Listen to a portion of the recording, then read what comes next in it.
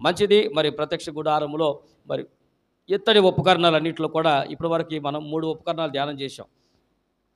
అంతేనా? ఉపకరణాలు అక్కడ ఉన్నటువంటి మెయిన్ ఉపకరణాల్లో బలిపీఠము దగ్గర సేవ చేయుటకు, దాని బూడిదని ఎత్తుటకు చేయబడిన ఉపకరణాలు చదవండి ఒకసారి మూలవాక్యముగా మరొకసారి. 27వ అధ్యాయం నిర్గమాకాండము 3వ వచనములో, దాని బూడిద ఎత్తుటకు కుండలను, గరిటెలను, గిన్నెలను, ముండ్లను, అగ్ని పాత్రలను చెయ్యవలెను. ఈ ఉపకరణాలన్నీ ఇత్తడితో చేయవలెను. చదవనటువంటి వాక్యంలో మనం ఆల్రెడీ ఈ బూడిద ఎత్తుటకు అనే విషయంలో కుండల గురించి మనం ధ్యానం చేసాం. కుండల యొక్క చేసేటువంటి పరిచర్య, దేవుడి ప్రత్యక్ష గుడారంలో కుండలు ఎందుకు పెట్టిన విషయం చేసాం. రెండోది గరిటెల గురించి కూడా మనం మాట్లాడుకున్నాం. అయిపోయిందా? గరిటెల గురించినటువంటి విశేషమైనటువంటి అంశాలు కొన్ని మాట్లాడుకున్నాం. తర్వాత మూడవది గిన్నెల గురించి కూడా మనం మాట్లాడుకున్నాం. ఇప్పుడు 4వ అంశము ముండ్లు. ఏమున్నాయి?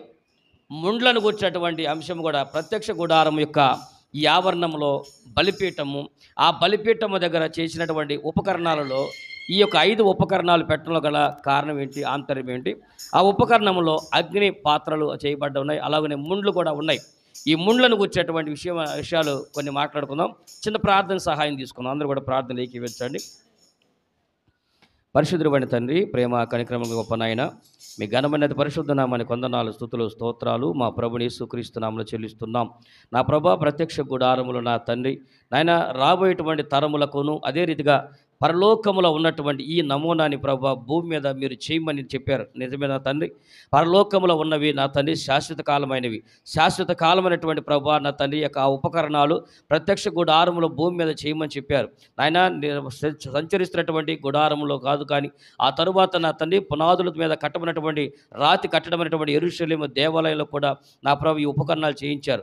అలాగే నా ప్రభా సజీవమైనటువంటి దేవాలయంలో ఉన్నటువంటి మాలో కూడా ఈ ఉపకరణముల యొక్క ఉద్దేశములను నెరవేర్చమని ప్రార్థన చేస్తున్నాము. నా ప్రభువా, నా తండ్రి చదవని లేఖనాన్ని మరొకసారి మేము ధ్యానం చేయబోతుండగా ఆత్మ జ్ఞానం మాకు అనుగ్రహించండి. మరొకసారి నీ అగ్ని మా పెదవులపై వేయండి. పవిత్రమైన నీ మాటలు ప్రకటించక యోగ్యత నీ కృప ద్వారా అనుగ్రహించండి. వింటున్న అనేక మందికి ఆత్మీయ మేలులతో వారిని తృప్తిపరిచిన ఆయన ఆత్మీయ జీవితంలో మరొక మెట్టు ఎదగటానికి సహాయం చేసి ఈ వాక్యం ద్వారా మీరు మహిమ పొందుకుని మా అందరికి ఆశీర్వాదం దయచేయమని యేసయ్య పరిశుద్ధ నామములో అడుగుతున్నాను మా పరలోకపు తండ్రి. ఆమేన్. ఆమేన్. మంచిది. ప్రత్యక్ష గుడారం యొక్క ఉపకరణాలను గురించి మనం ఎందుకు ధ్యానం చేస్తున్నామంటే, ప్రత్యక్ష గుడారం యొక్క ఉపకరణాలు అనేవి ఇది భూమి మీద ఉండటానికి మాత్రమే చేసినది కాదు. దేనికోసం అండి? ఇవి భూమి మీద ఉండటానికి మాత్రమే చేసినటువంటి ఉపకరణాలు కాదు. ఇవి పరలోకంలో ఉండటానికి చేసిన ఉపకరణం. ఇవి ఆల్రెడీ భూమి మీద మోషేకి దేవుడు చెప్పినప్పుడు ఏమన్నాడు? పరలోకంలో ఉన్న నమూనా అనగా ఈ ప్రత్యక్ష గుడారంలో మీకు కనిపించే ప్రతిదీ కూడా పరలోకంలో ఆల్రెడీ దేవుడు ఉంచాడు. ఆ పరలోకంలో ఉన్నట్టు వాటిని మోషేకి చెప్పాడు. అంటే మీరు చెప్పండి, భూమి అంతా లైవ్ అయిపోద్దాము, కానీ పరలోకం లైవ్ అవుతుందా? లైవ్ అయిపోదు కదా. అంటే శాశ్వత కాలమైంది. కనిపించేవన్నా నీకు లైవ్ అవుతాయి. దృశ్యమైనవి అవి శాశ్వత లైవ్ అవుతాయేమో, కానీ అదృశ్యమైనటువంటివి శాశ్వత కాలం ఉంటే అని దేవుడి యొక్క వాక్యం చెబుతా ఉంది. కాబట్టి అదృశ్యమైనటువంటి ఆ మనకు కనిపించినటువంటి ఆ పరలోక రాజ్యంలో ఇవి నిత్యము కూడా ఇవి ఉన్నాయి. కాబట్టి ప్రత్యక్ష గుడారంలో ఉపకరణాలన్నీ కూడా నేను చెప్పాను మీకు. బైబిల్ గ్రంథంలో 3 మందిరాలకు వచ్చినటువంటి ప్రస్తావన ఉంటుంది. ఏంటది? 3 మందిరాల ప్రస్తావన ఉంది. ఏంటిది? ఒక మందిరమేమో ప్రత్యక్ష గుడారం. ఇది యాత్ర చేస్తూ ఉంటుంది అనమాట, అనగా చెలిస్తూ కదులుతూ ఉంటుంది అనమాట. కదులుతూ ఉన్నటువంటి ప్రత్యక్ష గుడారం అది టెంపరీగా వేయటం, మరలా తీసేయటం, మరలా వేయటం, దాన్ని తీసేయటం, ఇలా అది ప్రత్యక్ష గుడారం. తీయటానికి ఎంత టైం పట్టిందని చెప్పాను? ప్రత్యక్ష గుడారం వేయటానికి దాన్ని తీయటానికి ఎంత టైం పెట్టిందని చెప్పాను? చెప్పలేదా? గుర్తులేదా? 72 గంటలు. ఎన్ని? 72 గంటలు, అనగా 3 రోజులు పట్టిద్ది అన్నమాట. అంతేనా? 24 గంటలు, 3 24లు, 3 20 60, 3 4 12 కలిపితే అమ్మయ్యకు వచ్చేసింది 72. 3 దినములు పట్టుద్ది ప్రత్యక్ష గుడారం నిర్మాణం చేయటానికి. అలాగనే అలాంటి ఆ ప్రత్యక్ష గుడారం 3 మందిరాల్లో ఒకటేమో ప్రత్యక్ష గుడారం, రెండవది సొలొమోను చేత కట్టబడినటువంటి రాతి కట్టడమైనటువంటి యెరూషలేము దేవాలయం. మూడో దేవాలయము మీరే దేవుని ఆలయములై ఉన్నారు అన్న సంగతి మీరు ఎరుగరా అని 1 కొరింథీ పత్రిక 3వ అధ్యాయం 16వ వచనంలో మీరు దేవుని ఆలయమై ఉన్నారు అని అన్నాడు. ఇప్పుడు చెప్పండి, 3 మందిరాలు దేవుడు చెప్పాడు. కాబట్టి ఈ 3 మందిరాల్లో ఎక్విప్మెంట్స్ మాత్రం సేమ్ రన్ అవుతా ఉండి గుర్తుపెట్టుకోండి. ప్రత్యక్ష గుడారంలో ఉన్న ఎక్విప్మెంట్సే, అక్కడ ఉన్న ఉపకరణాలే అక్కడ యెరూషలేము దేవాలయంలోకి వచ్చినాయి. యెరూషలేము దేవాలయంలో ఉపకరణాలన్నీ ఏడకొస్తాయి చెప్పండి. మూడో దేవాలయం ఏది? ఒకటి ప్రత్యక్ష గుడారము దేవాలయం అని చెప్పాం, రెండోది యెరూషలేము దేవాలయం చెప్పాం, మూడోది మనమే ఆయన దేవాలయాలని చెప్పాం. అంటే ప్రత్యక్ష గుడారములు ఏవైతే ఉన్నాయో అవన్నీ ఏడ పెట్టాడు? యెరూషలేము దేవాలయంలో పెట్టాడు. అంటే యెరూషలేము దేవాలయం ఏవైతే ఉన్నాయో అవన్నీ ఎక్కడ ఉన్నాయి? ఓహో, అంటే ఇప్పుడు మీకు చెప్పే ప్రతిదీ కూడా గుర్తుపెట్టుకోండి. కావాలంటే మీరు టెస్ట్ చేసుకోండి. ప్రత్యక్ష గుడారంలో చెబుతున్న ప్రతి ఉపకరణము అది ఈ దేవాలయంలో కూడా ఉంటాయి. అర్థమైందా? రైట్. అలాగే ఈ దేవాలయం ఉన్నటువంటి ఉంటారు. అందుకని ప్రత్యక్ష గుడారాన్ని ధ్యానం చేస్తూ ఉండగా ఆ దేవాలయం గుర్తు రావాలి, యెరూషలేము దేవాలయం గుర్తు రావాలి, ఇంకో దేవాలయం గుర్తు రావాలి. ఈ దేహం అనే దేవాలయం, మనం కూడా దేవాలయం అని గుర్తుపెట్టుకోవాలి. అందుకని ప్రతిదీ కూడా పాత నిబంధనలు జరిగిన ప్రతి కూడా కొత్త నిబంధనకు ఛాయారూపంలో ఉన్నాయి. కాబట్టి అక్కడ ఉన్నటువంటి ఛాయారూపము మన ఆత్మీయ జీవితంలో నిజ రూపాలు ఏంటో ధ్యానం చేసుకుంటుండాలి. అయితే మరి ప్రత్యక్ష గుడారంలో బలిపీఠం దగ్గర ఉన్నాయి కదండి. ఈ బలిపీఠము దగ్గర ఉన్నటువంటి ముండ్లు అనేటువంటి ఈ పరికరం వలన ఏం చేయడానికి ఉన్నాయి? ఏమున్నాయి? ముండ్లు అనే పరికరం ఉంది. ఈ ముండ్లు అనే పరికరము బలిపీఠం దగ్గర పెట్టబడి ఉంది. బలిపీఠం దగ్గర ఈ పరికరము మరి ఎక్కడ ఉండాలని చెప్పాను? ప్రత్యక్ష గుడారంలో ఉంది. అంటే తర్వాత ఎక్కడుంది అది? యెరూషలేము దేవాలయంలో ఆ ముండ్లు పరికరం కూడా ఉంది. ప్రత్యక్ష గుడారము తర్వాత యెరూషలేము దేవాలయం ఆవరణలో కూడా ఇది పెట్టాడు. మూడవది మనలో కూడా ఉండాలి. కాబట్టి ఏముండాలి? మనలో ముండ్లు ఉండాలి. ఉండేయాలి ఇవ్వ, ముండ్లు ఉండేయాలి ఇవ్వ. అర్థమైందా? అసలు ఈ ముండ్లు అనే పరికరము దేనికి, ప్రత్యక్ష గుడారం దేనికి వాడతారంటే ముండ్లు అనేటువంటి ఉంటుంది కదండి. ఇది దేంతో ఉంటుంది? ఇత్తడితో ఉంటుంది. ప్రత్యక్ష గుడారములో ఈ ముండ్లు అనేటువంటి ఒక పరికరము ఇది ఇత్తడితో చేయబడి ఉంటుంది. ఎందుకు? బలిపీఠం మీద, ఇప్పుడు ఇది బలిపీఠం కదండి, ఈ బలిపీఠం మీద మా పొట్టేలు పెట్టారు. ఈ పొట్టేలు దహన బలికి అర్పిస్తున్నప్పుడు ఏం చేయాలంటే అవి కొన్ని పైన పెడతా ఉంటారు కదా, మంట పైన పెడతారు, కాలుతూ ఉంటుంది అనుకోండి. కొన్ని మొక్కలు కింద పడతా ఉంటాయి, కొన్ని మొక్కలు అటు ఇటు పక్క విరిగిపోతూ ఉంటాయి. వాడిని చేతితో తీసుకుని అంటారా? చేయి గాలిపోదు. అందుకని ఏం చేస్తారు? ఈ బయట నుంచి తీసుకుని ముళ్ళు చెప్పండి, ముళ్ళుతో ఏం చేస్తారు? ముళ్ళు పెట్టి గుచ్చి బలిపశువుని గుచ్చుతారు. బలిపశువు ఎవరు అనుకున్నాం చెప్పండి? బలిపశువు ఎవరు అనుకున్నాం? పాత నిబంధనలో బలిపశువుగా ఉన్నటువంటి ఆయన. కొత్త నిబంధనలు ఎవరికి సూచనగా ఉంది? యేసు ప్రభుకేగా. అంటే చెప్పండి, ఇప్పుడు మనలో ఉన్నటువంటి ముళ్ళుతో మనం ఎవరు పుడుతున్నాం చెప్పండి? యేసు ప్రభుని కూడా చెప్పండి. యేసు ప్రభు కూడా ఈ బలిపీఠం మీద ఈ ముళ్ళు పెట్టబడ్డాయి. ఎక్కడ పెట్టబడ్డాయి చెప్పండి? ఈ ముళ్ళు యేసు ప్రభుకి ఎక్కడ పెట్టబడ్డాయి? నేను మీకు గుర్తులేదా? ఆయన శిరస్సు మీద ముళ్ళ కిరీటం చూసావా? కాబట్టి ఈ ముండ్లు అనేటువంటిది ఇలాగున మాంసం, పచ్చి మాంసం కాల్చడానికి, ఆ మాంసం సంపూర్తిగా కాల్చడానికి ఈ ముండ్లన్నిటిని కూడా వాడుతూ ఉంటారు. అయితే ముండ్లు మన జీవితంలో, విశ్వాసంలో ముండ్లు అనేది ఎక్కడ ప్రారంభించబడిందో, ఎక్కడ ముగించబడిందో చెప్తాను జాగ్రత్త. ప్రారంభము ఎక్కడ? ఈ ముండ్లు అనేది ఇప్పుడు ఈరోజు బలిపీఠం దగ్గర ఒక ఉపకరణంగా పెట్టాడు. అంటే మనం అక్కడ ఉండే ప్రతి ఉపకరణము దేనికో ఆత్మీయ జీవితంలో మన పాఠం కదా. అసలు ఈ మొట్టమొదటి ముండ్లని ఈ ఉపకరణము ఎక్కడికి రావటానికి గల కారణం అనగా 7 దాకా రావడానికి కారణం ఏంటంటే ఇది మొట్టమొదట ముండ్లు అనేది బైబిల్ గ్రంథం ఎక్కడ ప్రారంభమైంది? చదవండి, ఆదికాండం 3వ అధ్యాయం. మొట్టమొదట ప్రారంభం ఎక్కడో చూడండి.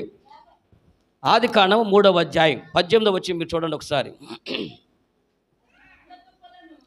అది ముండ్ల తుప్పలను గచ్చ పొదలను నీకు మొలిపించును, పొలములోని పంట తిందువు, నీవు నేలకి తిరిగి చేరు వరకు నీ ముఖమునకు చెమట కార్చి ఆహారము. చూడండి, ముండ్లు అనేటువంటి పదం మొట్టమొదటి ఎక్కడి నుంచి ప్రారంభమైందండి?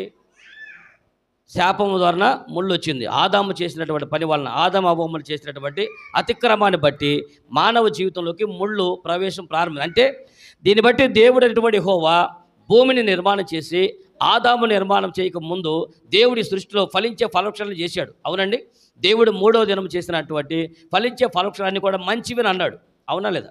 ఆదికాండం 1వ అధ్యాయంలో ఆయన ఫలించే ఫలవృక్షాలను చేసినప్పుడు అది మంచిదైనట్టు దేవుడు చూచునని రాశాడు. కాబట్టి ఆ రోజున దేవుడు చేసేవాడు ఆ ఫలవృక్షాలలో అన్ని మంచివే చేశాడు. ఏది కూడా ముళ్ళు చేయలేదు, ఏది ముళ్ళు కూడా దేవుడు చేయలేదు. అప్పుడేమి ముళ్ళు లేవు అన్నమాట. అంటే ఇంకో విషయం కూడా చెప్తున్నా, పొలంలో పంట తినటం మొదలైంది ఇప్పుడు శాపం ద్వారా పొలంలో పంట తినమని మొదలు పెట్టేశాడు. అంతకుముందు ఏమన్నాడు? పొలంలో నువ్వు పంట వేసుకుని తినాల్సిన అవసరం లేదు, చక్కగా దేవుడే ఫలించే ఫలవృక్షాలని పెట్టాడు. ఆ చెట్లే మొలుస్తాయి, ఆ చెట్లే ఫలిస్తే ఆయన కోసుకు తింటా ఉంటే సరిపోయేది, వాటి సేద్యం చేసుకుంటా. కానీ ఈలోపు ఏమైపోయింది? శాపం వల్ల, అతిక్రమము వలన, మాట విన్న తత్వం వలన బ్రతుకులోకి శాపం వచ్చింది. గుర్తుపెట్టుకోండి, మన ఆత్మీయ జీవితంలోకి కానీ శారీరక జీవితంలో కానీ వచ్చే శ్రమకు మొట్టమొదటి కారణం ఏంటంటే శాపం. దేనివలన? ఈరోజు నీ ప్రతి పరిస్థితి కారణం ఒకటే, నా ప్రతి పరిస్థితి కారణం ఒకటే, శాపం. అది ఆత్మీయ జీవితంలోనైనా శారీరక జీవితంలోనైనా మనం ఏదో ఒక పని, ఏ కష్టముకైనా ఈరోజు వచ్చిందంటే దాని వలన ఒక అతిక్రమమే దాని శాపానికి మూలంగా గుర్తుపెట్టుకోవాల్సిందే. ఖచ్చితంగా శాపం వలన ముండ్లు రావటం మొదలైంది. హాయిగా ఉన్నటువంటి, ఇప్పుడు కొంతమంది అంటారు గంజాయి మొక్కలు, ఇప్పుడు గంజాయి చెట్లు ఉన్నాయి కదా, గంజాయి మొక్కలు ఇవన్నీ కూడా వచ్చినాయి, పొగాకు మొక్కలు వచ్చినాయి కదా, ఇవన్నీ ఎవరిచ్చారు? మీ దేవుడే కదా ఇచ్చింది. అండ్ ఏమంటారు? దేవుడే కదా ఇచ్చింది. మరి దేవుడే ఇచ్చినటువంటి పొగాకు మొక్క తాగొద్దని ఎందుకు అంటున్నారు? దేవుడు ఇచ్చినటువంటి గంజాయి మొక్కలు తాగొద్దని ఎందుకు అంటారు? మరి దేవుడు పోయి ఇలాంటి మత్తు పానీయాలు ఎందుకు ఇచ్చాడు అని అనొచ్చాము. ఈ మత్తు పానీయాలు అన్నీ కూడా గంజాయి మొక్కలు కానీ, ఈ యొక్క బీడీ మొక్కలు కానీ, అలాగనే బీడీలకి సారాలకు వాడతారు సార్, ఇప్ప పువ్వు కానీ, ఇవేవి కూడా దేవుడు మొదటి ఇచ్చినవి కాదు, శాపం వల్ల వచ్చినాయి. ఏమన్నాడు? భూమి నీకు నువ్వు సేద్యం చేస్తావు కానీ అది మొండ్ల తుప్పలను గచ్చ పొదలను నీకు, అర్థమైంది ఎక్కడి నుంచి వచ్చిందో? ఈ మొట్టమొదట ముళ్ళు శాపం ద్వారా మానవ జీవితంలో ముళ్ళు ప్రారంభమైంది. కాబట్టి ఈ ముళ్ళును ఎందుకు పెట్టాడంటే, పరిశుద్ధ గ్రంథంలో దేవుడి యొక్క ప్రత్యక్ష గుణాలు పెట్టబడింది. ఏంటంటే ఈ రోజున మానవ జీవితంలోనికి శాపం అనేటువంటి ఒక ముళ్ళు ప్రారంభమైంది మనం చేసినటువంటి అతిక్రమాన్ని బట్టి. కాబట్టి యేసుక్రీస్తు ప్రభువారికి బలిపశువు, ఈ బలిపీఠం దగ్గర బలిపశువుని గురించి మనం మాట్లాడేప్పుడు అర్థం ఏంటంటే, ఈ బలిపశువు వల్ల కారణం ఏంటి? పాపానికి విరుగుడే కదా. ఈ పాపానికి పునాది ఎక్కడ పడింది? ఆది కాండంలో పడింది. ఆది కాండంలోనే మనందరం కూడా చేసినట్టు, మన పితరులు చేసినటువంటి పాపాన్ని బట్టి ఆ రోజున పాపము రాజ్యమేలుకుంటే వస్తూ ఉంది. కాబట్టి ఈరోజు కూడా మొట్టమొదటి గుర్తుపెట్టుకోండి, మన బ్రతుకులో, మన కుటుంబంలో ఇంటి నిండా ముళ్ళే. ఎక్కడ? ఇంటి నిండా ముళ్ళే. ఎందుకు పెరుగుతున్నాయి చెప్పండి? ఒకళ్ళ మాట ఒకళ్ళు, భార్య మాట భర్త వినదో, భర్త మాటకు భార్య లోబడదో, ఏం పెరుగుతాయి కొంపలో చెప్పండి? మాట వినని కాడ ఏం పెరుగుతాయి? నువ్వే చెప్పుకో, మర్యాద చెప్పు, మైకాడ పెట్టిళ్ళు ఏం పెరుగుతాయి? ఏమండి, ఇక్కడే చెబుదాం. దేవుని మాట వినపోయేసరికి ఏది అక్కడ ఏం మొలిచినాయి?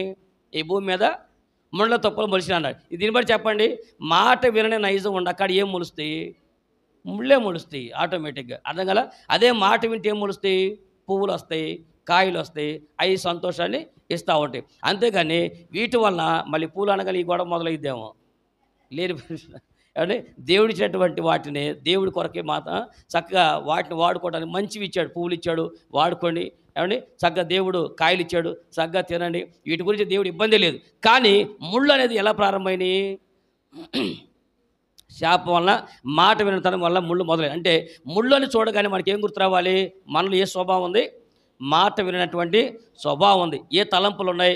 యేసుక్రీస్తు ప్రభు వారికి శిరస్సు మీద ఆ ముళ్ళ కిరీటం పెట్టారంటే నీవు నేను పడినటువంటి, అనగా మాట విన తత్వం వల్ల వచ్చినటువంటి ఆ శాపం వలన ఆ ముళ్ళు ఆయన తల మీదకి వచ్చింది. కాబట్టి మనలో ఉన్నటువంటి కూడా ఆలోచనలు ఇక మీదట మనం ఎలా ఉండాలంటే, మన ఆలోచనలు అన్నీ కూడా మాట విన ఆలోచనలాగా ఉండకూడదు. ఎప్పుడైతే కుటుంబంలో లోబడేటువంటి తత్వం ఉంటుందో, ఒకరి మాటకు విలువిచ్చే తత్వం ఉంటుందో, దేవుని మాటకు విలువిచ్చే తత్వం ఉంటుందో, ఆ ఇంట్లో ముళ్ళు ఎప్పటికీ ఉండకుండా పోతాయి. కాబట్టి మొదటి ముళ్ళు ఎక్కడ ప్రారంభమైందంటే, ఏనండి, మొదటి ముళ్ళు శాపం వల్ల వచ్చిన ముళ్ళు.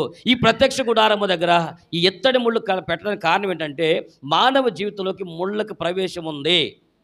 అలాగే మన ఒంట్లో కూడా ఇప్పుడు ముళ్ళు దేనివల్ల వస్తున్నాయి? ముళ్ళు చెప్పండి. మాట విన్న తత్వం వల్ల ముళ్ళు వస్తాయి. కుటుంబంలో కూడా ఒకరి మాట ఒకరు సరిగా వినపడటం వల్ల, ఒకరి మాటకు ఒకరు గౌరవించుకోకపోతూ ఉంటే కుటుంబం నిండా ముళ్ళే వస్తూ ఉంటాయి. మొదటి విషయం అన్న. రెండోది, మొదటి ముళ్ళు పాపంతో ప్రారంభమైంది, శాపంతో ప్రారంభమైంది. ఎక్కడ ముగించబడింది? ముగింపు చెప్తానండి. మొట్టమొదట్లోనే ప్రారంభము, ముగింపు కూడా చెప్తా. స్టార్టింగ్ ఏమో శాపం వల్ల వచ్చినటువంటి ముళ్ళు, ముగింపు ఎక్కడ? ఈ ముళ్ళు ఆ ఏదైనా వల్ల ప్రారంభమైనటువంటి ముళ్ళు, పాపం వలన వచ్చినటువంటి ఈ ముళ్ళు. దీని విరుగుడు ఎక్కడ జరిగిందంటే, మొదటి కొరింథీ పత్రికలో అపోస్తలుడైనటువంటి పౌలు గారు చక్కని మాట ఉదాహరిస్తారు. చూడండి, అపోస్తలుడైన పౌలు కొరింథీయులకు రాసిన మొదటి పత్రిక 15వ అధ్యాయం 56వ వచనం మీరు చూస్తే ఈ ముళ్ళుకు విరుగుడు ఎక్కడ ఉందో చెప్తాడు. మరణపు ముళ్ళు ఏంటది?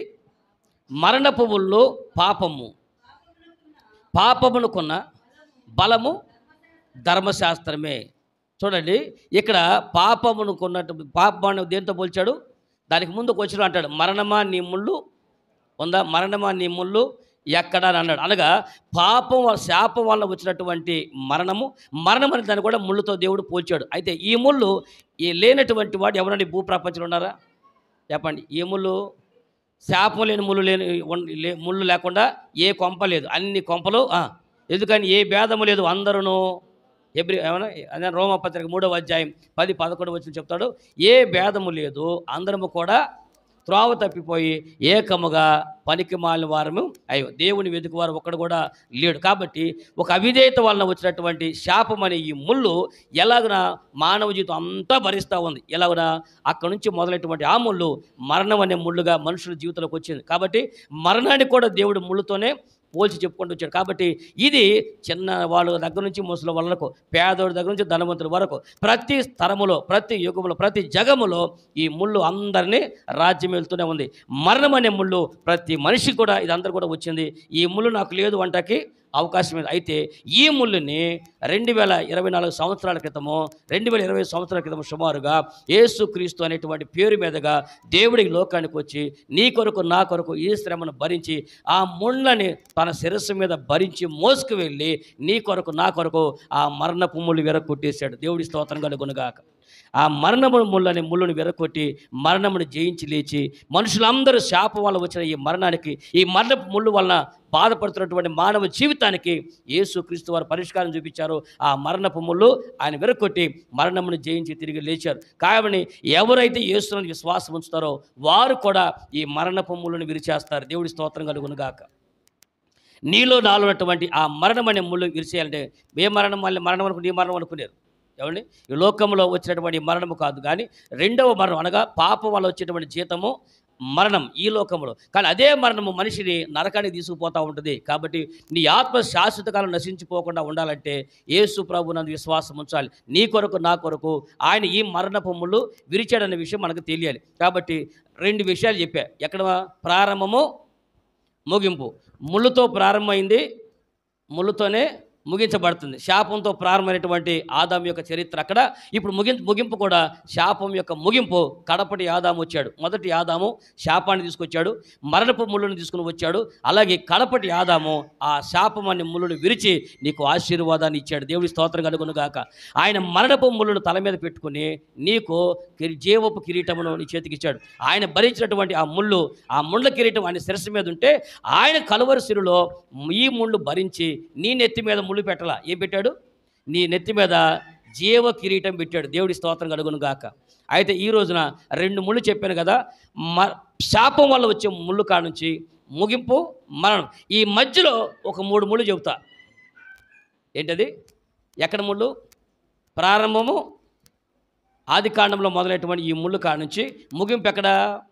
యేసుక్రీస్తు ప్రభు వారి యొక్క సిలువలో మరణమును జయించి ఈ ముళ్ళని విరిచేశాడు. మరణం అనే ముళ్ళు విరిచేశాడు. ఈ ప్రారంభానికి ఈ ముగింపు మధ్యలో మనందరి జీవితంలో కూడా, అంటే ఈ 2 మన జీవితంలో ఉంటాయి. ఈ మధ్యలో మన విశ్వాస యాత్ర ఉంది. దేనికి? శాపమునకు ఆశీర్వాదమునకు మధ్యలో మన విశ్వాస యాత్ర సాగుతూ ఉంది. ఈ విశ్వాస యాత్రలో ఉన్నటువంటి 3 రకాలైనటువంటి ముళ్ళను గురించి మాట్లాడదాం. చూడండి, 3 రకాల, మొత్తం 5 రకాల ముళ్ళు. ఒకటేమో శాపం వల్ల వచ్చినటువంటి ముళ్ళు, రెండవది మరణం అనేటువంటి ఈ ముళ్ళు. ఈ మధ్యలో 3 ముళ్ళు ఉన్నాయి. ఆ 3 ముళ్ళు ఒక ముళ్ళు మీకు గుర్తు చేస్తా. చూడండి ఒకసారి. పరిశుద్ధ గ్రంథంలో హోషేయ గ్రంథము 2వ అధ్యాయంలో ఆత్మీయ జీవితంలో వచ్చేటువంటి ఈ ముళ్ళను ఎలా ఎదుర్కోవాలో హోషేయ గ్రంథము 2వ అధ్యాయము 6వ వచనం చూడండి ఒకసారి. హోషేయ గ్రంథము ముండ్ల కంచె దాని మార్గములకు అడ్డము వేయుదుము, దాని మార్గములు దానికి కనబడకుండా గోడను. చెప్పండి, ముళ్ళు అనేది దేనికి గుర్తుగా ఉంది? ముళ్ళు కంచె దేనికి గుర్తుగా ఉంది? చెప్పండి. అక్కడ దేనికోసం వేసేది? ముళ్ళు దేనికి వాడాడు? అక్కడ దాని మార్గములకు అడ్డుగా ఉంది అని అన్నాడు. చెప్పండి, ముళ్ళు అనేటువంటిది దేనికి సూచనగా ఉంది? ఆత్మీయ జీవితానికి అడ్డుగా ఉందన్నమాట. అనగా ఈరోజు ఒక ముళ్ళు అనేది నీకు ఉంటే, ఈ శాపం అనే ముళ్ళు మోస్తూ ఉంటే ఏమవుతుందన్నా, తీపోతే ఏమవుతుందంటారా, ఆ ముళ్ళు నీకు అలాగే ఉండిపోయింది అనుకోండి, ఏమవుతుంది, అది నేను ఆత్మీయ జీవితం ఎదగనీయకుండా చేస్తుంది. ప్రతిదానికి అడ్డంకులు కలిగిస్తూ ఉంటుంది, ప్రతిదానికి అడ్డుకుంటానే ఉంటుంది. అనగా ఈరోజు మన ఎదుగుదల ఎదగలేకపోవడానికి, మన ఆత్మీయ జీవితంలో ఎదగపోవడానికి కారణం ఏంటి తెలుసా అండి? మనకి ఏదో ఒక ముళ్ళు చెప్పండి అడ్డుగా ఉన్నాయి. ఈ ముళ్ళు ఏమన్నా ఉంది, అడ్డుగా ఉన్నాయి. ఇప్పుడు మీరు రోడ్డు మీద వెళ్తున్నారు, ముళ్ళ కంప అడ్డం ఉంది, ఏం చేస్తారు? లెక్క లేకుండా దాటేసుకొని వెళ్ళిపోతూ ఉంటారా? దాన్ని తీయాలి కదా. ఆ ముళ్ళు తీయకుండా నడుచుకుంటూ వెళ్ళిపోతూ ఉంటారా? పోనీ నడుచుకుంటూ ఒకళ్ళు అడిగేసాడు, ఒక ముళ్ళు అయితే సరిపోద్ది, కానీ ముళ్ళ పొదే ఉంటే అడుగులేసే కొందినే ఒక పక్కన చుట్టుపక్కల గుచ్చుకుంటాను ఉంటాయి కదా. కాబట్టి అంటే మొదట ఒక ముళ్ళు ఉంది, ఆ ముళ్ళు కనుక ఈ శాపం అనేది కనుక నీలో తీసుకోకుండా ఏం పర్వాలేదు అనగా, ఎందుకంటే శాపం అనే ముళ్ళు నీలో కనుక అలాగే ఉంటే ఆ ముళ్ళు నీ ఎదుగుదలను ఆపేస్తూ ఉంటుంది. అంటే గుర్తుపెట్టుకోండి, ఈరోజు ఏదో ఒక ముళ్ళు నీ ఎదుగుదలను ఆపేస్తుంది. నీ ఆర్థిక ఎదుగుదలను కానీ, నీ ఆత్మీయ ఎదుగుదలను కానీ. ఏమని చెప్పండి, యేసు ప్రభు మనం పుట్టిన కానుంచి దరిద్రాన్ని అనుభవిస్తూ బతుకుతాం అనుకోండి, ఏముంది చెప్పండి? మనం పుట్టిన కానుంచి దరిద్రం అనుభవిస్తూనే బతుకుతూ ఉన్నాం అంటే అర్థం ఏంటి చెప్పండి? ఇక మనం ఎప్పటికీ ఎదగలేమా చెప్పండి? ఎప్పటికి ఎదగలేవు, ఇక అదే జీవితమా? దేవుడు మనకి ఇంతే రాసి ఇచ్చి అనుకుందామా? అదే నీకులాగా కష్టపడే వాళ్ళు వేరే కుటుంబాలు కూడా ఉండేగా చెప్పండి. పెద్ద చదువుల విషయం పక్కన పెట్టండి, ఏ చదువు సంధ్య లేకపోయినా పని చేసుకునేటువంటి వాళ్ళు ఉన్నారు. వాళ్ళు ఎప్పుడు అదే దరిద్రాన్ని అనుభవిస్తున్నారా? వాళ్ళు దరిద్ర జీవితం దాటుకుంటూ వచ్చారు, కష్టపడుతున్నారు, పని చేసుకుంటూ వచ్చారు, భార్యాభర్తలు కష్టపడుకుంటూ వచ్చారు, బిడ్డలు కష్టపడుకుంటూ వచ్చారు. సో వాళ్ళు కష్టపడి పని చేసుకుంటూ వచ్చి వాళ్ళ దరిద్రాన్ని వాళ్ళందరూ కూడా దాటుకుంటూ వచ్చేసారు. కాబట్టి మనము కూడా ఏంటంటే, మన జీవితంలో ఏదో ఒకటి అడ్డుగా ఉంటుంది ముళ్ళు. ఆ శాపం అనే ముళ్ళు నీకు ఏదైతే ఎదగకుండా చాతుందో ఆ ముళ్ళు ఈ పగటకాలను గుర్తించాలి. నువ్వు ఆ ముళ్ళును గుర్తించుకోకుండా ఏం పర్వాలేదు ఇలాగే ఉండి, ఇప్పుడు కాలులో ఉందనుకోండి, నేను చెప్పులు వేసుకుని వెళ్తాను అప్పుడప్పుడు, ఆ చెప్పులు వేసుకునేటప్పుడు ఎక్కడో ఒక చిన్న ముళ్ళు చెప్పుకు అడుగును గుచ్చుకుంది, నా కాలు కదా గుచ్చుకుంది, చెప్పును అడుగును గుచ్చుకున్నాను. అడుగును గుచ్చుకున్న కాడ నుంచి బయలుదేరి వెళ్తున్నంత కాలం ఇలా క్లచ్ దొక్కుతున్నప్పుడల్లా అది ఖర్చు దొక్కుతున్నప్పుడల్లా టకమని గుచ్చుతూ ఉంది. ఒక మధ్యలో కారు ఆపుతే పర్లేదు, అప్పుడప్పుడు గుచ్చుకున్నది అనుకున్నా, ఎంత గుచ్చుతున్నా, ఎంత ఆలోచన రోడ్డు మీద నా మధ్యలో అది గుచ్చున్న కాడికి వెళ్తుంది. ఎంత అనీజీగా ఉంటుంది చెప్పండి. మాటికి అరికాల్లో ఉన్నటువంటి చెప్పులో ఉన్నటువంటి ఆ ముళ్ళే మాటి గుచ్చుతూ ఉంటే అంత అనీజీగా ఉంటుంది. ఆ ముళ్ళు తీసినాక మనకు ప్రశాంతత ఉండదు. అలాగే ఈ ముళ్ళు అనేటువంటి కనుక నువ్వు తీసుకోకుండా, ఈ శాపం అనేది నీలో తీసేయకుండా, ఈ శాపాన్ని నువ్వు ఇలాగనే భరించుకుంటూ పోతా ఉంటే ఎప్పటికీ నీవైనా నేనైనా ఎదగటం సాధ్యము కాదు. అయితే వెళ్తూ ఉంటుంది, ముళ్ళ కంచెలో కూడా దాటే వాళ్ళు ఉన్నారు, ముళ్ళ కంచెలో నడిచే వాళ్ళు ఉన్నారు, ఆ ముళ్ళు గుచ్చుకుంటూనే ఉంటాయి, కానీ ఎప్పటికీ వాళ్ళు ఒడ్డుకు బయటికి రాలేము. గుర్తుపెట్టుకోండి, శాపం వల్ల వచ్చే ఈ ముళ్ళు ఈరోజు నీ ఎదుగుదలను ఆపుతుందేమో. ఒకవేళ శాపం వల్ల ఈ ముళ్ళు నా ఎదుగుదలను ఆపుతామో, నాలో కూడా ఏదో ఒక ముళ్ళు ఉందేమో, అది నేను చూసుకోవాలి. మీలో ఉన్న ముళ్ళు ఏదో ఉందో మీరు చూసుకోవాలి. లేదు ఈ ముళ్ళు ఎలాగుంటుంది, నేను ఎదగకపోయినా పర్లేదు అనుకుంటారా? Choice yours. ఎందుకంటే అక్కడేం రాసి ఉంది, అడ్డుగా ముళ్ళు ఉన్నాయి అన్నాడు. ఈ అడ్డు ముళ్ళు వచ్చినాయి కాబట్టి ఈ పగటి కాలంలో మనం, ప్రభువా నా తండ్రి, ఈ ముండనేటువంటివి నా ఎదుగుదలను ఆపేస్తూ ఉన్నాయి. కాబట్టి ఆ ముళ్ళును విరిచావు కాబట్టి ఈరోజు ఆ ముళ్ళు కూడా, శాపం అనే ముళ్ళు కూడా నా జీవితంలో ఇరిచేయమని చెప్పండి, తీసేయమని చెప్పండి. ఆ ముళ్ళు ఎప్పుడైతే నువ్వు తీసేస్తావో, ముళ్ళు తీయాలంటే ముళ్ళు ఏదో గుర్తించాలి, అవునా కదా? ఎవరిని ముళ్ళు తీయాలంటే ముళ్ళు ఏదో గుర్తించాలి. ఆ ముళ్ళు కనుక నువ్వు గుర్తించగలిగితే ఆ ముళ్ళను తీసివేయటము తేలికవుతుంది. కాబట్టి నీలో ఎదగకుండా, గుర్తుపెట్టుకోండి, ఎదగకుండా ఆపుతున్నటువంటి ముళ్ళు ఏదో చూడండి. హోషేయ గ్రంథంలో అడ్డుగా ఉన్నటువంటి ముళ్ళు అన్నాడు. కాబట్టి ఈరోజు నీకు నాకు అడ్డుకున్నటువంటి ఆ ముళ్ళను గుర్తించి ఆ ముళ్ళు కనుక తీసేసావనుకో, నీ ఎదుగుదల ప్రారంభమైపోతుంది. కాబట్టి ఆర్థికంగా ఎదగాలన్నా, ఆత్మీయంగా ఎదగాలన్నా, అన్ని విషయాల్లో మనం ఎదగాలన్నా ఈరోజు మనకు ఎదుగుదలకు అడ్డుకున్నటువంటి ముళ్ళను తొలగించుకోవాలి. కాబట్టి ఈ ముళ్ళు తొలగించకపోతే మనం ఎదగలేము. కాబట్టి ఈ ప్రత్యక్ష గుడారంలో పెట్టబడిన ఈ బలిపీఠము ఏం చేస్తుంది, యేసు ప్రభుని పదే అక్కడ ముక్కలవుతున్నటువంటి ఆ మాంసమును గుచ్చి పొడుస్తూ ఉంది. అర్థం కాల, అది పూర్తిగా దహించబడి చేసింది కనుక నీ కొరకు నా కొరకు ఈ ముళ్ళ శాపాన్ని కూడా దేవుడు భరించాడు. ఆయన విశ్వాసం ఉంచిన మనం, ప్రభువా ఇదిగో నేను నాకు ఎదుగుదలకి ఏదో ముళ్ళు ఉన్నాయి, ఆ ముళ్ళు నేను గుర్తిస్తున్నాను, కాబట్టి నాలో ఉన్న ఈ ముళ్ళను తొలగించమని చెప్పండి. ఆ ముళ్ళు తీసివేసుకుంటే ఆత్మీయంగా నువ్వు ఎదగటం ప్రారంభిస్తావు. కాబట్టి శాపంతో ప్రారంభమైన మన దాంట్లో ఇంకొక ముళ్ళు ఎదగనీకోకుండా ఒక ముళ్ళు ఆపేస్తూ ఉంది. రైట్. రెండవ ముళ్ళు అనగా ప్రారంభానికి ముగింపు, మొత్తం 5 ముళ్ళు, మధ్యలో ఉన్నటువంటి ముళ్ళు ధ్యానం చేస్తున్నాం. సో మధ్యలో ఉన్నటువంటి రెండవ ముళ్ళు ఏంటో మీరు చూడండి. పరిశుద్ధ గ్రంథము యెహెజ్కేలు గ్రంథం 28వ అధ్యాయం, యెహెజ్కేలు గ్రంథము 28వ అధ్యాయము 24వ వచనం చూడండి ఒకసారి. మరొక ముళ్ళు మనకు కనపడతా ఉంటుంది. ఇశ్రాయేలీయులు తెలుసుకున్నట్లు వారి చుట్టూ నుండి వారిని తిరస్కరించుచు వచ్చిన వారిలో ఎవరును ఇక వారికి గుచ్చుకొని ముండ్లుగానైనను నొప్పించు కంపగానైనను వండరు. ఇశ్రాయేలు ఎలా ఉంటారంట? ఏమని రాసి ఉందండి అక్కడ? చదవండి మరొకసారి. 28వ అధ్యాయం నాన్న, యెహెజ్కేలు గ్రంథం 28వ అధ్యాయం 24వ వచనంలోనే ఎలా ఉంటారంట? ఇశ్రాయేలీయులు తెలుసుకున్నట్లు వారు చుట్టూ నుండి వారిని తిరస్కరించుచు వచ్చిన వారిలో ఎవరును ఇక వారికి గుచ్చుకొని ముళ్ళుగానైనను నొప్పించు కంపగానైనను ఉండరు. తనలో పైకెత్తుకోండి. ఇశ్రాయేలీయుల గురించి దేవుడు ఒక మాట చెబుతున్నాడండి. ఇశ్రాయేలీయులకి చుట్టూ ఏమండి, మనం ఏమనుకుంటున్నాం ఇప్పుడు? ఇజ్రాయెల్ దేశానికి చుట్టూ ఎన్ని దేశాలు ఉన్నాయండి? ఇజ్రాయెల్ దేశం యొక్క బోర్డర్ను పంచుకున్నటువంటి దేశాలు ఎన్ని ఉన్నాయి? మేమేళ్ళు లెక్కేసామంటారా? లేదా ఇజ్రాయెల్ దేశం ఏర్పడిన తర్వాత స్టార్టింగ్లో ప్రారంభం అనగా 1948 సంవత్సరంలో ఇజ్రాయెల్ దేశము లేత మొక్కగా ప్రారంభమైంది. అంజూరపు చెట్టు లేత చిగురించినట్లుగా ఇజ్రాయెల్ దేశము మొట్టమొదట ప్రారంభించి మరలా ఈ 2000 సంవత్సరాల తర్వాత అనగా యేసు ప్రభు యొక్క మరణం అనంతరము క్రీస్తు యొక్క 70వ సంవత్సరంలో డిస్ట్రాయిడ్ అయిపోయింది. మొత్తం ఇజ్రాయెల్ దేశం అంతా చెదిరిపోయింది అన్నాడు. మీ రాతి మీద రాయబడకుండా పోయేటువంటి దినం రాబోతుందని యేసు ప్రభు చెప్పారు. ఆ దినమున యేసు ప్రభు యొక్క మరణ పునరుద్ధానం జరిగిన తర్వాత క్రీస్తు యొక్క 70వ సంవత్సరంలో టైటస్ అనేటువంటి రోమా చక్రవర్తి ఇజ్రాయెల్ దేశం మీద యుద్ధం చేసి ఇజ్రాయెల్ దేశం మొత్తాన్ని ధ్వంసం చేసి మొత్తం నాశనం చేశాడు. అప్పుడు ఇజ్రాయెల్ అందరూ కూడా చల్లా చెదిరైపోయి ఆయా ప్రదేశాలకు అందరూ కూడా పారిపోయారు. ఇజ్రాయెల్కి ఏ దేశము కూడా ఎక్కడ కూడా ప్రపంచంలో ఏ దేశం ఇజ్రాయెల్ను హక్కు చేర్చుకోలేకపోయిందండి. యూదులందరూ చెదిరిపోతే యూరప్ దేశంలో యూదులను పాడు చేశారు. అన్ని దేశాల్లో యూదులకు ఇబ్బంది పడింది. కానీ విచిత్రం తెలుసా? యూదుల చెదిరిపోయినటువంటి ప్రపంచవ్యాప్తంగా చెదిరిపోయిన యూదులందరినీ హక్కును చేస్తున్న ఒకే ఒక దేశము, అది భారతదేశం. దేవుడి స్తోత్రం కలుగుగాక. యోధా జాతిని ఆ రోజున దేవుడికి భారతదేశం అంటే ఎంత ప్రేమో అర్థమైందండి, ఎంత ఇష్టమో తెలుసా? ప్రపంచంలో అడ్డగోలు పనులు చేసినటువంటి అనేక దేశాలకు తీర్పు వచ్చిందేమో కానీ భారతదేశానికి మాత్రము దేవుడు కాపు కాస్తూనే వచ్చారండి. భారతదేశంలో ప్రజలు యేసు ప్రభువును కొంతమంది గుర్తించవచ్చు, గుర్తించకపోవచ్చు, కానీ దేవునికి మాత్రము దేవుడు చేసినట్టు ఈ ప్రజలు, భారతదేశ ప్రజలు, భారతీయులైనటువంటి ఈ ప్రజలు మన పితరుల కానుంచే, మన పితరులు ఇప్పుడు కాదండి, ఇప్పుడంటే ఇంకా రాగద్వేషాలు అయ్యని ఒకలో కొద్దిగా ఇప్పుడు మనకు కనబడే రాగద్వేషాలు కానీ ద్వేషించే మతతత్వాలు కానీ కొంతమందే తప్ప మెజారిటీ ప్రజలు మన భారతదేశం, మన పితరుల కానుంచి ఇప్పటి వరకు మెజారిటీ ప్రజలు భారతదేశం గడ్డే మంచి గడ్డ. దేవుని స్తోత్రం. పుట్టినందుకు, నేను భారతీయుడిగా పుట్టినందుకు ఎంతో సంతోషిస్తూ ఉంటాను. ఎందుకలా నరాల్లో భారతీయత అనేది ఉట్టి పడాలి మన జీవితంలో. భారతీయుడిగా పుట్టినందుకు సంతోషించాలి. ఎందుకంటే భారతదేశంలో ఉన్నటువంటి భక్తి ప్రపంచంలో ఏ దేశం చేయలేనటువంటి భక్తి. ఇజ్రాయిల్ తర్వాత నరాల్లో భక్తి నరలో ఉన్నటువంటి దేశం ఏదైనా ఉందంటే ప్రపంచంలో భారతదేశమే. ఇలాంటి భారతదేశాన్ని ఆనాడు యూదులు అందరూ చెదిరిపోతే భారతదేశం యూదులకు స్థానం ఇచ్చి చేర్చుకుంది.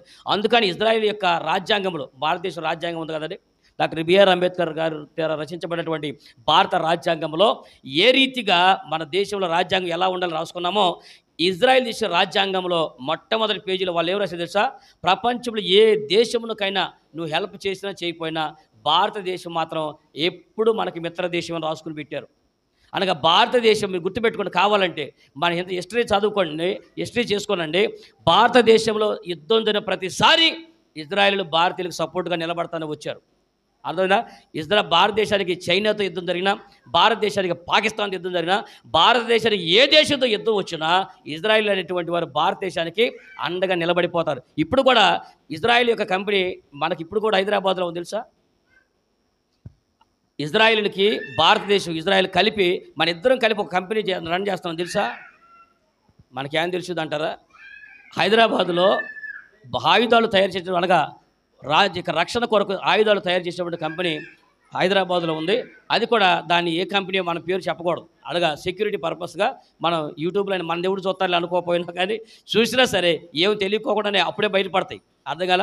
కాబట్టి చూసినా కూడా కంపెనీ పేరు కానీ అడ్రస్ కానీ చేయకూడదు. కానీ హైదరాబాద్లోనే ఇజ్రాయెల్ అండ్ ఇండియా కలిసి ఆయుధాలు తయారు చేసినటువంటి కంపెనీని మన పార్ట్నర్షిప్గా ఎప్పటికీ పర్మనెంట్ అది హైదరాబాద్లో ఉంటా ఉంది ఇప్పుడు కూడా. ఇలాగున మన దేశం అనేక మంది హక్కును చేర్చుకో ఉంది. అయితే ప్రపంచ దేశాలు అన్ని యూదులను ఇబ్బంది పరిచిన భారతదేశం మాత్రం యూదుల్ని ఏమాత్రం ఇబ్బంది పెట్టకుండా చేర్చుకున్నాయి. అయితే ఇజ్రాయెల్ దేశానికి చుట్టూ ఉన్న దేశాలను చూసారండి. 1948 సంవత్సరం మే 14వ తారీఖున ఇజ్రాయెల్ దేశం స్వతంత్ర రాజ్యంగా ఎదిగింది.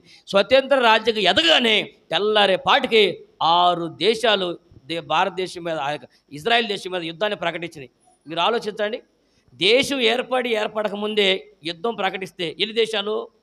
6 దేశాలు ఒక్క ఇజ్రాయెల్ మీద. కొత్త పిల్లల సైన్యం అప్పుడే స్టార్ట్ అయ్యి ఒక దేశంగా ప్రకటించుకున్నారు. అప్పుడే అమెరికా ప్రకటించేసింది, బ్రిటిష్ గవర్నమెంట్ కూడా ఈ 2 దేశాలు సంయుక్తంగా ఇజ్రాయెల్కు స్వతంత్ర దేశానిగా ఇచ్చేస్తున్నారు. ఈగానే వెంటనే ఆ రోజున యోర్డాన్ దేశం కానివ్వండి, ఐగుప్తు దేశం కానివ్వండి, ఇవన్నీ కూడా సిరియా, ఇవన్నీ కూడా ఇజ్రాయెల్ మీద యుద్ధం ప్రకటించినాయి. విచిత్రమైన మాట చెప్తే వినండి, 6 దేశాలు ఎన్నో సంవత్సరాలు 6 దేశాలు కొత్తగా ఏర్పడిన దేశం మీద తెల్లరేపాటికి యుద్ధాన్ని ప్రకటిస్తే అమ్మా 10 రోజుల్లో మొత్తాన్ని తుడిచిపెట్టేశారు. ఎన్ని రోజులు? 10 days. 10 రోజులు 6 దేశాలని 10 రోజుల్లో జయించి విజయకేతను ఎగరవేశారు. ఇజ్రాయెల్ దేశం యొక్క విజయము అక్కడ ప్రారంభమైంది. అలా ప్రారంభమైన తర్వాత మీకు చెప్తాను, ఇజ్రాయెల్ దేశానికి చుట్టూ ఉన్న దేశాలు ఎన్నో తెలుసా అండి? చుట్టూ ఎన్ని దేశాలు ఉన్నాయి తెలుసా? సుమారుగా 20 దేశాలు ఉన్నాయి. ఎన్ని దేశాలు? ఇజ్రాయెల్ దేశానికి శత్రువులుగా ఉన్న దేశాలు 20 దేశాలు. ఇప్పుడు పాకిస్తాన్తో కూడా కలుపుకుంటే 21 దేశాలు. ఈ మాట నేను చెప్పలా, వాళ్ళే చెప్పారు. ఎవరు? ఇజ్రాయెల్ మీద మేము వ్యతిరేకముగా మేము అందరం కూడా కలిసి పోరాడతామని అరబ్ కంట్రీస్ అన్ని ప్రకటించినాయి. అన్ని ప్రకటించలా, వీళ్ళు చెప్పుకున్నారు మాకు ఇరాను, మా పక్కన ఇరాన్ దేశంతో కలిపి రేపు ఇజ్రాయెల్ మీద యుద్ధం పోయేవాళ్ళు మొత్తం 21 దేశాలు ఉన్నాయంట. ఎన్ని దేశాలు? మీకు అద్భుతమైన మాట చెప్తాను, నోట్ చేసుకోండి. ఇజ్రాయెల్కి చుట్టుపక్కల ముళ్ళులాగా నిత్యము గుచ్చి పొడిచేటువంటి దేశాలు 21 దేశాలు ఉన్నాయి అన్నమాట. 21 అని ఈ దేశాలు గురించి ఏం గుర్తొస్తుంది చెప్పండి? దావీదు మీద సౌలు చేసినటువంటి హత్యా ప్రయత్నాలు ఎన్ని? 21 సార్లు. దావీదు మీద సౌలు 21 సార్లు హత్యా ప్రయత్నం చేశాడు. 21 సార్లు హత్యా ప్రయత్నం చేసిన దేవుడు దావీదుని కాపాడుకుంటూ వచ్చాడు. అలాగే 21 దేశాలు శత్రురాజ్యాల చుట్టూ ఉన్న ఇజ్రాయెల్ దేశాన్ని గోరు కూడా తాకుండా దేవుడు కాపాడుతాడు. దావీదును కాపాడినటువంటి దేవుడే ఇజ్రాయెల్ దేశాన్ని కూడా కాపాడుతాడు. 21 సార్లు హత్యా ప్రయత్నం చేస్తే ఆ రోజు దేవుడు దావీదు మీద 21 సార్లు హత్యా ప్రయత్నం జరిగినాయి. దావీదు దేశం మీద ఇప్పుడు 21 శత్రురాజ్యాలు యుద్ధం చేస్తున్నాయి. అయినా యుద్ధానికి వచ్చిన ఇజ్రాయెల్ గోరును కూడా తాకలేదు. ఎందుకంటే దాన్ని కాపాడువాడు భూమ్యాకాశాల సృష్టికర్త. కాబట్టి ప్రపంచం చూసేట్టు చేస్తాడు. అయితే ఈ దేశాలన్నీ కూడా ఎలా ఉన్నాయి తెలుసా అండి? గుచ్చుతా ఉన్నాయంట. ఏమని రాసింది అక్కడ? ఇజ్రాయెల్ దేశమునకు చుట్టూ నిత్యము ఎలా ఉన్నాయంట? ముళ్ళులాగా గుచ్చుతున్నాయంట. ఐదైనా రాసిన వాక్యము. ఇజ్రాయెల్కి చుట్టూ ఉన్నటువంటి దేశాలు ఎప్పటికప్పుడు ఇజ్రాయెల్కి ఏం చేస్తున్నాయి? అవి గుచ్చుతూ ఉన్నాయి. అందుకనే నేను అనుకుంటాను, ఆ ముళ్ళు గుచ్చుతూ ఉండబట్టి వాళ్ళు ఎప్పుడు దేవుడు వైపు ఆధారపడ్డారేమో. అవునా కదా చెప్పండి? ముళ్ళు చుట్టూ గుచ్చుతూ ఉండబట్టే అవి రోజు కూడా రోజు వాళ్ళ దేవుడు ఆధారపడాలంటే చుట్టూ శత్రువులు బలమైన దేశాలు. పైగా ఇరాన్ దేశం ఆషామాషిగా ఉంది చెప్పండి. ఇరాన్ దేశం అంటే ఆషామాషి 9 కోట్ల మంది జనం, 6 లక్షల మంది సైన్యం, 6 లక్షల పైనే సైన్యం ఉన్నారు. కొన్ని లక్షల సంఖ్యలో మిసైల్స్ తయారు చేస్తున్నారు. ఇలా బలమైన దేశం. మన ఇజ్రాయెల్ దేశం జనాభా ఎంత అండి? 97 లక్షలు. అంటే 1 కోటి మంది కూడా లేరు. ఇక మీకు చెప్పండి, హైదరాబాద్ కూడా లేదు. హైదరాబాద్ 1 కోటి దాటిపోయింది. హైదరాబాద్ కూడా అంత లేనటువంటి దేశము. ఒక్క దేశంలోనే 6 కోట్ల 9 కోట్ల మంది ఉంటే ఆ సైన్యం అందరూ వచ్చి ఇజ్రాయెల్ మీద పడితే ఏమైపోతుంది చెప్పండి? ఒక్క ఇరానే కాదు, దానికి పలుకుని 20 దేశాలు, దీంతో కలిసి 21 దేశాలు. చుట్టూ 21 దేశాలు ఉన్న ఇజ్రాయెల్ దాన్ని ఎదుర్కొనేటువంటి సామర్థ్యం, సత్తా దేవుడు ఆ దేశానికి ఇచ్చాడు. దేవుడి స్తోత్రం.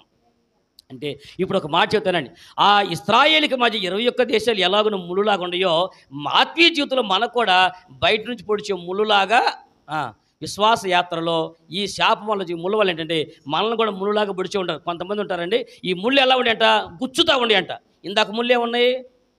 ఎదగనీకుండా అడ్డుగా ఉన్న ముళ్ళును చూసావు. ఆ ముళ్ళు నీ ఆత్మీయ ఎదుగుదలను ఎదగనీకుండా చేస్తాయి. ఇంకో ముళ్ళు ఉంటే ఆత్మీయతలు రోజు పొడుతూ ఉంటాయి. ఎవరు చూసారా? ముళ్ళు అంటే మాటలు కూడా ముళ్ళులాగా పొడుతాడు. కొంతమంది మాట్లాడతారండి, విన్నారండి? ఎవరో మా అత్త కోడలు మాట్లాడుకుంటే ఏం మాట్లాడి చెప్పండి? ఒక అత్త అంటుందంట, ఇదిగో మధ్యలో వచ్చావు ఎవరు కోడలాడ, మధ్యలో వచ్చిందనిలాగా నువ్వు మా మధ్యలోకి రాబాక. ఎవరు మధ్యలో వచ్చి నా కొడుకుని నాకు కాకుండా చేసావు, నువ్వు మధ్యలో వచ్చావు, జాగ్రత్తగా ఉండు అని అంటే ఎట్టా ఉండి చెప్పండి కోడలకి? మధ్యలో వచ్చిందని మధ్యలో వచ్చినట్టుగా ఉండు, మా మధ్యలోకి రాబాక అందనుకోండి. కోడలకి ఎట్ట ఉంటుంది? ముళ్ళు పెట్టి ఆమెకు రావా ముళ్ళు? ఏమండి ఆమె ఏమని తెలుసా అండి? ఆవిడ ఇదిగో మధ్యలో పోయేదానివి ఎవరు గడుస్తానో చెప్పండి. ఎవరు తగ్గట్ల ముళ్ళులో ఎవరు తగ్గట్ల ముళ్ళులో. ఏమండి నీకు నీకు తెలిసినటువంటి ముళ్ళు నీకు మామూలుగా నీకు చిన్న ముళ్ళే తెలిసేమో. ఎవరికి? అత్తగారికి చిన్న ముళ్ళే తెలిసేమో. కోడలకి యంగ్‌స్టర్ నువ్వు ముసలిదానివే ఇంత ముళ్ళుతో పుడితే మరి కుర్ర ముళ్ళు ఇంకెంత పొడిచిద్ది? అంటే ఇక నువ్వు మధ్యలో వచ్చిందని మధ్యలో వచ్చినట్టే ఉండు, మా మధ్యలోకి రాబాకని. ఏమంటే ఆవిడ అంటుందంట, ఇదిగో మధ్యలో పోయేదానివి నీకెందుకే మా మధ్యలోకి వస్తావదంట. నీకు ఆమెకి ఎట్టోడు చెప్పండి? ముళ్ళు ఉంటాయా? ముళ్ళులాగా పొడుచుకుని ఉతుకుతా చూడండి. మనుషుల యొక్క మాటలు గుచ్చి గుచ్చి మాట్లాడుతుంటారు. ఆత్మీయ జీవితంలో ఈ రోజున ఎదగలేకపోవడానికి కారణం ఏంటంటే, ఒకటి అడ్డుగా వచ్చే ముళ్ళు అయితే కొన్ని మాటలు లాంటి ముళ్ళు, గుచ్చి మాటల ముళ్ళు. చుట్టుపక్కల తెల్లవారు లెగిస్తే మన ఆత్మీయ జీవితాన్ని పొద్దాకు సూటిపోటు మాటలతో పదే పదే గుచ్చుతున్నారు అనుకోండి, ఎలా ఎదగలుగుతుంది చెప్పండి? కాబట్టి మనం కూడా ఎవరిని సూటిపోటు మాటలతో గుచ్చకూడదు. అదే కదా. ఎందుకంటే కొంతమంది మాటలు ఎలా ఉంటాయంటే చచ్చిపోవాలనిపించదండి. గుచ్చి మాట్లాడుతూ ఉంటారండి. అర్థం కాలా. ఎలా మాట్లాడతారంటే ఏమండి, నాకు తెలిసిన ఒక విషయం చెప్తున్నా. ఇప్పుడు మామూలుగా ఎన్నో సంవత్సరాల బట్టి స్నేహంగా ఉన్నాం, చాలా సంవత్సరాల బట్టి స్నేహంగా ఉన్నామండి. వాళ్ళ దగ్గర మనం అప్పు తీసుకున్నాం. ఒక సహోదరుడి దగ్గర అప్పు తీసుకున్నాడు. అప్పు తీసుకున్న తర్వాత మన ఒక సంవత్సరం 2 సంవత్సరాలు బాగానే ఉన్నాడు. 3వ సంవత్సరం డబ్బులు అడుగుతా ఉన్నాడు గట్టిగా. బాబు డబ్బులు మామూలుగా ఏమైనా పలకరించుకున్న స్నేహితులు పలకరించినప్పుడు ఫోన్ చేయగానే అన్న తమ్ముడు ప్రైజ్లాడు అంటాం కదండి. ఏమండి అన్న వందనాలు అని చెప్తా అంటాం కదా. ఇప్పుడు రోజు డబ్బులు ఎప్పుడు ఇస్తామన్నారు? వచ్చే వారం, వచ్చే నెల, వచ్చే నెల ఇలా గడుపుకుంటూ వచ్చాం. ఒకనాడు కలి ఏమంటారు, ఒకసారి ఫోన్ చేస్తే అన్న వందనాలు అంటే, వందనాల సంగతి పక్కన పెట్టు, వందనాల సంగతి తర్వాత ముందు నా అప్పు సంగతి తెలుసాను అన్నాడు. ఎలా ఉంటుంది చెప్పండి ఆ మాట? చెప్పండి, గుచ్చటమే కదండి. అర్థమవుతుందా? అంటే ఆత్మీయ జీవితంలో కూడా ఒక చిన్న మాట హృదయాన్ని గుచ్చేస్తూ ఉంటుంది. అదగల అనేక సందర్భాల్లో ఇలాంటి ముళ్ళు గుచ్చేవాళ్ళు రుచ్యము మనతో ఉంటారు. కాబట్టి ఈ గుచ్చేటువంటి ముళ్ళలో నుంచి నువ్వు బయటకు రాకపోతే నీ ఆత్మీయ జీవితంలోకి ప్రమాదకరం. మనం ఆత్మీయంగా అడుగు కూడా ముందుకెళ్ళాం. అడ్డుగా వచ్చే ముళ్ళను తీసివేసుకోవాలి. అలాగే సూటిపోటి మాటలు మనల్ని గుచ్చే మాట. ఇంకో మాట చెబుతానండి, నిన్ను ఎవరైనా ఏదైనా మాట అంటే నీకు ఎంత గుచ్చుకుంటుందో మరి నువ్వంటే చెప్పండి. అంటే నీకు ఎవరు నిన్నేం అనకూడదు అంటే నువ్వేం చేయాలా? నిన్ను వల్ల నీ పొరుగు వారిని పూర్తి చేయని మాట. నిన్ను వల్ల నీ పొరుగువాడిని ఎవరేమన్నా అంటే నీకు ఎంత గాయపడతావో మరి నువ్వంటే కూడా వాళ్ళదే గాయపడతారుగా. మరి మనం అనకూడదుగా చెప్పండి. మనం ఇంకొకరిని గుచ్చకూడదు కదండి. సూటిపోటి మాటలతో వాళ్ళని కూడా మనం గుచ్చకూడదు కదా. చెప్పండి, మా ఆయన నన్ను అంటే ఇంత బాధేస్తున్నావు, నాకు నువ్వు ఇలా అంటే బాధేస్తున్నావు, మరి నువ్వన్న మాటలకి ఆయన కూడా బాధపడ్డా. ఆయన మనిషి కదా. అంటే నీదేమన్నా మెత్తని మాంసంలో ఆయనదేమన్నా ఇనప మొక్క చెప్పండి. ఆయన గుండె ఇనుప మొక్కను నీ గుండె మెత్తని మాంసమా చెప్పండి. అందరం మాంసంతో చేయబడ్డాంగా. కాబట్టి ముళ్ళు గుచ్చితే ఏ మాంసానికైనా గుచ్చుకొని ఉంటుందిగా. ఇంకా చెప్పాలంటే శరీరం అయినటువంటి అవయవాలన్నిటికంటే గుండె అనేది చాలా సున్నితంగా ఉంటుంది. చెప్పండి, గుండె అనేటువంటి లోపల ఉందే ఈ శరీరమే గుచ్చుకున్న పర్ల, అరికాల్లో గుచ్చుకున్న పర్ల, అరిచేతిలో గుచ్చుకున్న పర్ల, నెత్తి మీద గుచ్చుకున్న పర్ల. కానీ అదే ముళ్ళు గుండెలో గుచ్చుకుంటే గుండె అనేది ఇంకా మెత్తని మృదువైనటువంటి శరీరంలో అవయవంలాగా ఉంటుంది. కాబట్టి ఇంకెక్కువ బాధేస్తుంది. కాబట్టి మనము కూడా ఏం చేయాలంటే ఈ ముళ్ళు అనే పాట మనకి ఎందుకు నేర్పాడంటే యేసుక్రీస్తు ప్రభువారు నీ కొరకు నా కొరకు ఈ ముళ్ళ చేత బలిపోయటం మీద ఈ ముళ్ళ చేత పదే పొడిపించుకున్నారు.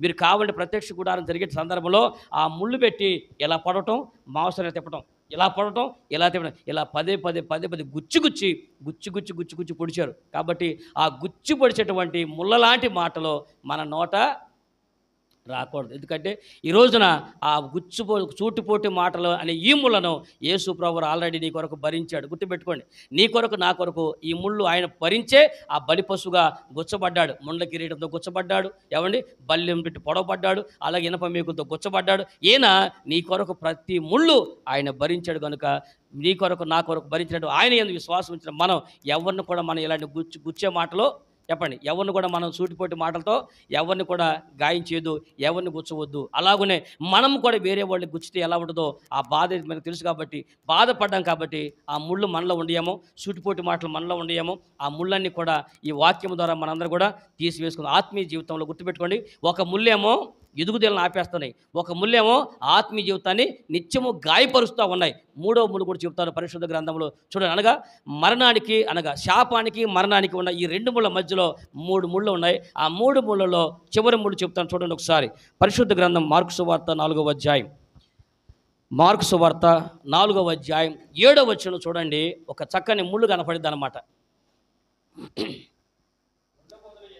ముండ్ల పొదలు ఎదిగి వాటిని అణిచివేశను, కనుక అవి ఫలించలేదు. చూడండి, విత్తువాని గురించినటువంటి ఉపమానం పరిశుద్ధ గ్రంథంలో 3 సార్లు ఈ ఉపమానాలు రాయబడి ఉన్నాయి. ఈ ఉపమానంలో ఒక సంఘటన గుర్తుంది.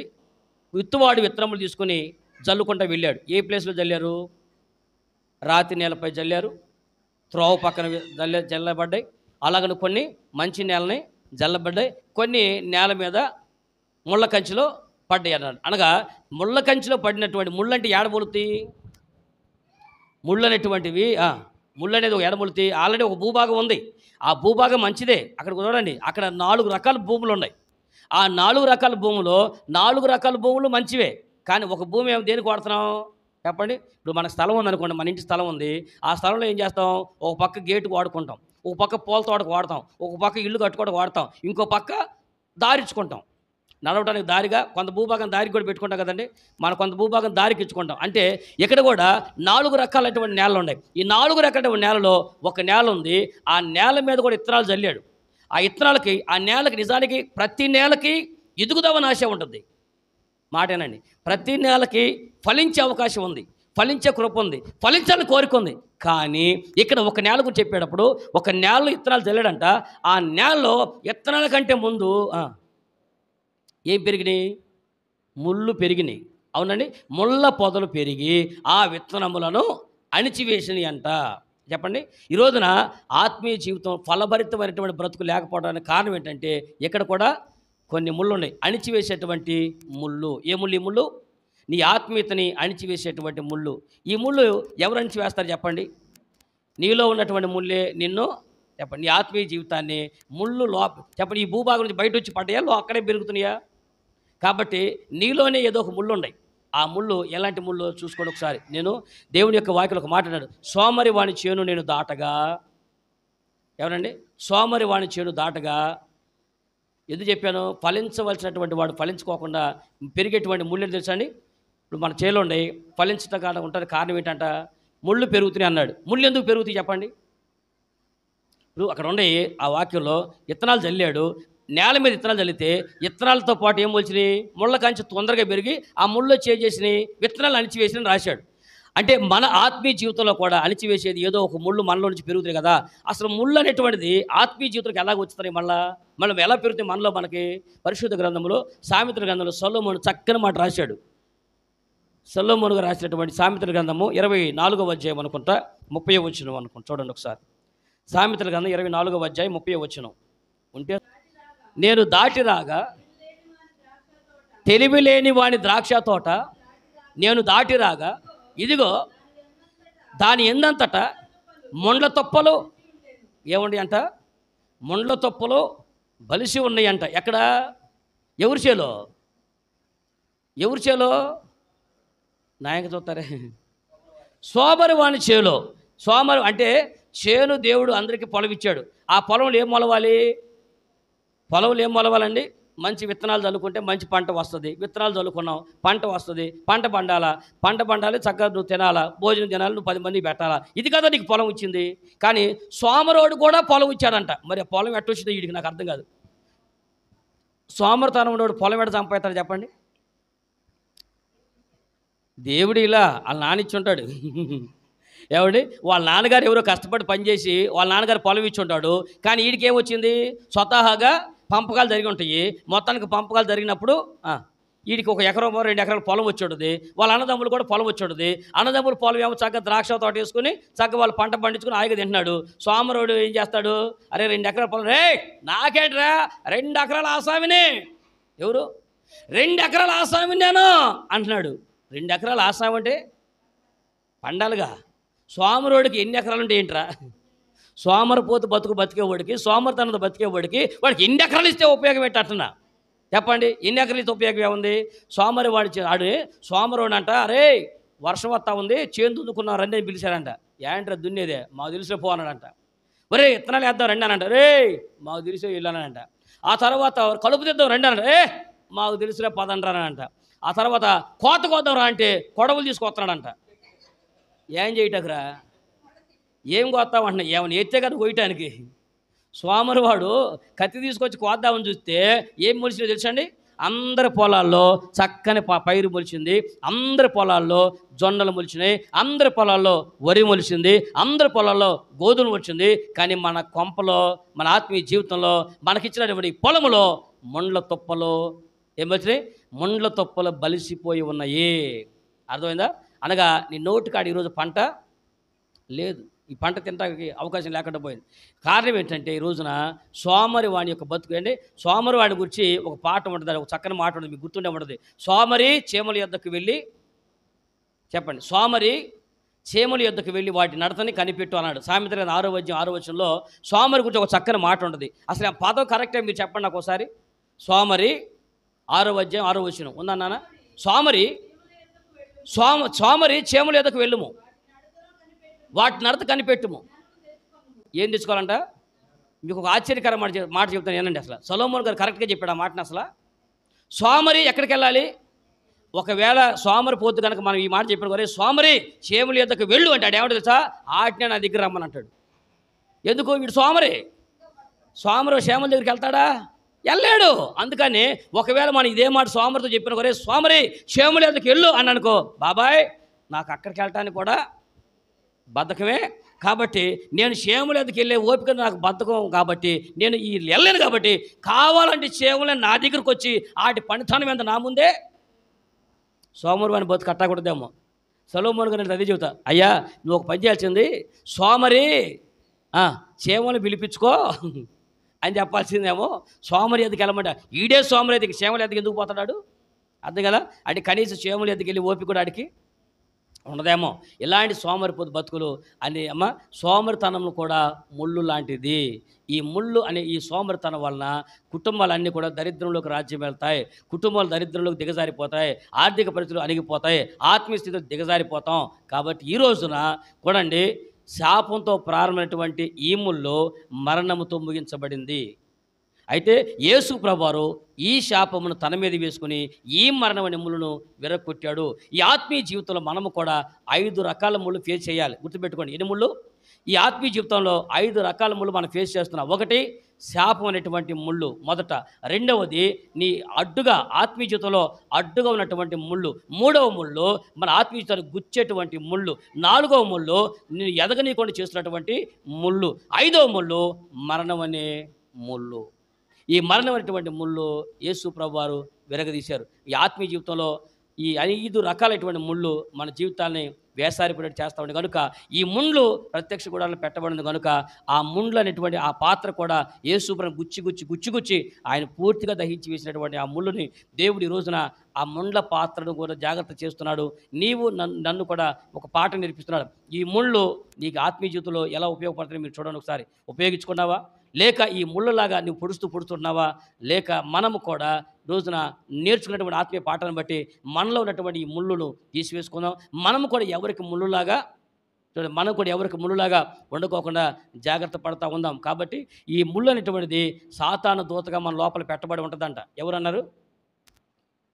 అపోస్తలుడైన పౌలు కొరింథీయులకు రాసిన 2వ పత్రిక 12వ అధ్యాయము 7వ వచనంలో ఒక మాట చదవండి, ముగించేద్దాం.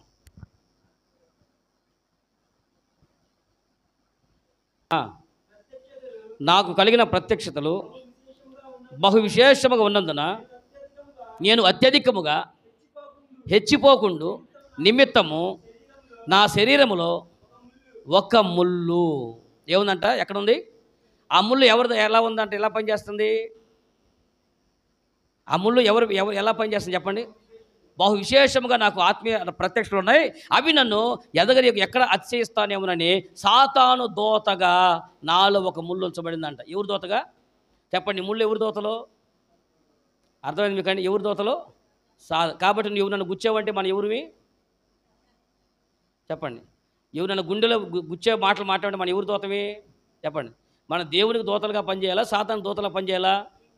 ఎదుటి వాళ్ళని గుచ్చి మాట్లాడే సూటిపోటు మాటలతో పొడిచే సాతాను దూతగా ఉంటావో, గాయపడిన వారిని గాయాలు కట్టే మంచి మాట చెప్పి గాయాలు కట్టేటువంటి దేవుని యొక్క ఆయుధంలాగా నువ్వు పనిచేస్తావో చాయిస్ నీకే ఇచ్చేసావు. కాబట్టి ఈ రోజున ఇలాంటి ముళ్ళు విషయంలో జాగ్రత్తగా ఉందాం.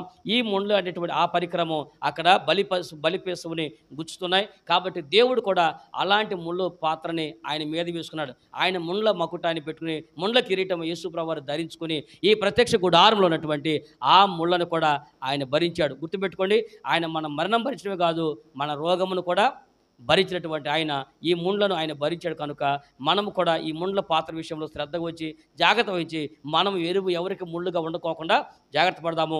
మనలో ఏమన్నా ముళ్ళుంటే ఆ ముళ్ళను తీసివేసుకుందాము.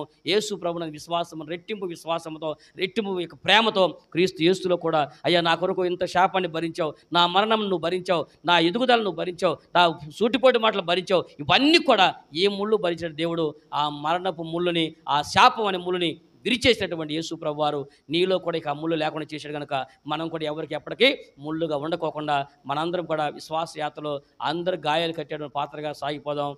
దేవుడి మాటలు దీవించునుగాక. ప్రార్థన చేసుకుందాం. అందరూ కూడా ప్రార్థన. పరిశుద్ధుడు, ప్రేమ కనిక్రమముల గొప్ప తండ్రి, మీ ఘనమైన అతి పరిశుద్ధ నామానికి వందనాలు, స్తోత్రాలు మా ప్రభుని యేసుక్రీస్తు నామములో చెల్లిస్తున్నాం. ప్రభా, ఈ ఆదివారం నీ సన్నిధిలో నా తండ్రి, మా ప్రత్యక్ష గుడారములో ఉన్నటువంటి నాయన, ఈ యొక్క నా తండ్రి ఉపకరణములో ఏ ఉపకరణము దేనికి ఉపయోగపడుతుందో చెప్పారు. నా తండ్రి ఈ రోజున ప్రతి పాత్రలు ప్రభా మాకు ఆత్మీయ పాఠాలు నేర్పుతా వస్తున్నాయి. నా ప్రభా నీకు స్తోత్రాలు నాయన. నా తండ్రి ఇక్కడ గుచ్చబడినటువంటి ప్రభా ముళ్ళు ఇత్తడితో ముళ్ళు చేయమన్నారు. ఆ ముళ్ళు పాత్ర నా తండ్రి బలిపశు యొక్క మాంసమును పూర్తిగా కలిగించడానికి, పూర్తిగా కాల్చివేయటానికి నా ప్రభా అది తిరిగేస్తూ గుచ్చుతూ ఉందో నా ప్రభా. అది అలాంటి ముళ్ళ పాత్ర వల్ల మీరు ఎంతో గాయపడ్డారు నా ప్రభా. వేదనలో కూడా గుచ్చబడుతున్నటువంటి నిజమే నా ప్రభా.